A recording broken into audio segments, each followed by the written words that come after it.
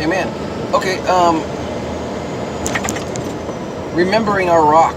Remembering our rock, amen, is what we really, as brothers and sisters in the church, need to be. Remembering the rock on which we've been built upon is a moment by moment kind of a thing sometimes. That's what it feels like sometimes. So, it's a lesson I seem like I keep learning, and that is that trying to rely on your strength is really tempting to do without even really meaning to, without making a conscious effort of it. But in the spirit of what you're really doing, in the essence of what you're really doing, are you relying on your own strength? Okay, that's a good question that we need to ask ourselves. And truthfully, there's probably a lot of that God allows in our life, in the early seasons of our life in the faith, and early in our life in our ministries.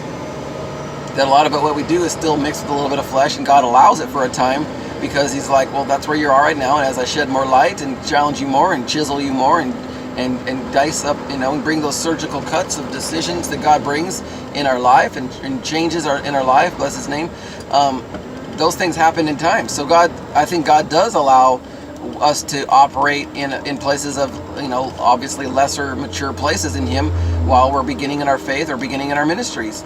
And so one of the things I've learned is about remembering my rock, of truly needing God for it. Okay, so pretend you're about ready to walk up to the pulpit and you have no idea what you're going to talk about. I've been there before, where I'm like, all that I had to say sounds so off and so worthless that I'm there collapsed and completely saying, God, I can't do this. If you don't do something, I really know nothing will happen, because I don't have anything. Okay, it would be better to go into the pulpit like that and let the Lord start to build, than to go in there with all kinds of things you're going to say, and yet you start to preach without that same attitude of, God, I know this is going to be you, and really knowing it. Because, like, Lord, I know I can't make this message. I got a lot of material, but I know I can't make it real. I know I can't tie in those little places that just have to be there to make this a spiritual word. Amen. A spiritual word has got to be here.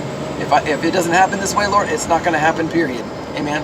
And so I believe that. I believe that in order to get that thing tied together, it's got to be that attitude of, God, I got a lot to offer. I feel like I do. Sometimes I'm tempted to tap into that, Lord.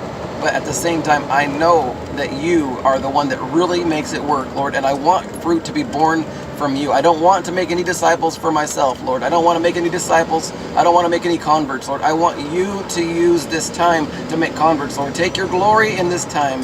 In Jesus' mighty name, amen.